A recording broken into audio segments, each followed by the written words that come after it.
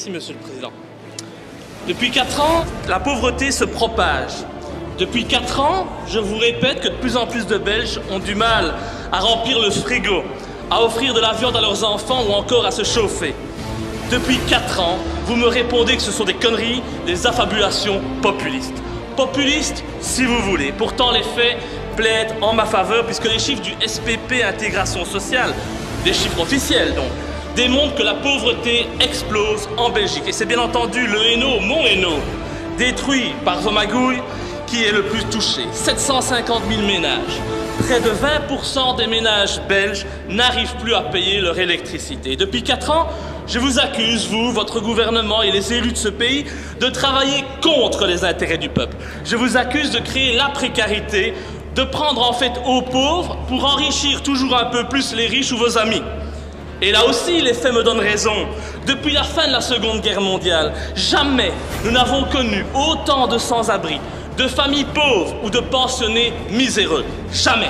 Jamais. Et malgré la crise, on apprend que les partis politiques se sont enrichis de 55% depuis 2007. 55% en 7 ans. Que voulez-vous? Tout le monde ne connaît pas la crise. 75 millions d'euros, je viens à la question, laissez-moi parler. 75 millions d'euros, voilà ce qu'il y a sur les comptes en banque des partis politiques, sans compter les caisses noires, alors que le Belge crève la dalle. Et bien entendu, d'où vient cet argent? Des caisses de l'État, des impôts, des travailleurs. Et dans le même ordre d'idée, nous avons appris cette semaine la nomination pour 6 ans de Koen Van Gerwen à la tête de la Poste, avec un salaire annuel de 500 000 €, environ 42 000 € par mois, pour s'asseoir comme un pacha dans son fauteuil en cuir bien au chaud dans son bureau, alors que nos facteurs, ces travailleurs courageux, condamnés par leur direction à des cadences infernales, ne gagnent que 1 300 € net par mois. Comment peut-on accorder un salaire annuel de 500 000 € au patron d'une entreprise publique? Comment justifier un tel écart salarial entre les facteurs et celui qui le dirige? Pourriez-vous donc me dire ce qui justifie un tel salaire? Car la Poste, je crois, elle existe déjà et elle fonctionne bien aujourd'hui. Que va donc apporter M. Van Gerwen? A-t-il désigné en or, autre que son portefeuille? Et comme de nombreux Belges se le demandent, moi je me demande quel est l'emploi du temps d'un homme qui gagne autant d'argent par mois. Monsieur le ministre.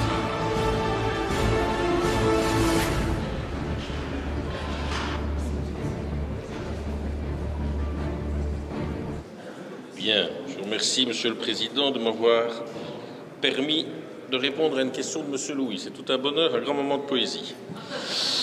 Bien, tout d'abord, Monsieur Louis, sur la procédure de nomination, je vous rappelle, je l'ai déjà dit à plusieurs reprises, mais manifestement, il est bon de vous le rappeler, que le conseil d'administration de Bipost, après consultation du comité de rémunération et de nomination, a formulé ce lundi 24 février une proposition au gouvernement concernant la nomination de M. Van Gerwen en qualité d'administrateur délégué de Bipost. Le Conseil des ministres a approuvé cette proposition. Ce mardi 25 février 2014 et nommé M. Van Gerwen comme administrateur délégué de la société anonyme Bipost de droit public pour un terme renouvelable de 6 ans. Ce qui concerne sa rémunération, ces règles sont 1. Une rémunération fixe de maximum 500 000 € bruts. 2. Une rémunération variable de maximum 150 000 € en cas de réalisation de l'ensemble des objectifs fixés préalablement. 3. Des indemnités de départ limitées à 12 mois de rémunération fixe, y compris les éventuelles indemnités pour clause de non-concurrence. 4. Des stock options interdits. Il dispose évidemment d'un certain nombre d'outils nécessaires à l'exercice de sa fonction, comme par exemple une voiture de service, ainsi qu'une couverture, comme chaque employé, en matière d'hospitalisation, de décès ou d'invalidité. Et donc, pour lesquels d'ailleurs aucun remboursement à l'entreprise ou à lui-même n'est prévu en cas de non-réalisation du risque. Le salaire versé sera donc bien de maximum 650 000 €, ce qui est conforme aux règles édictées par le gouvernement.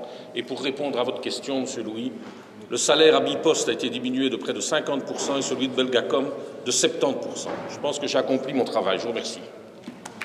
Merci, Monsieur le ministre. Monsieur Louis, pour la réplique.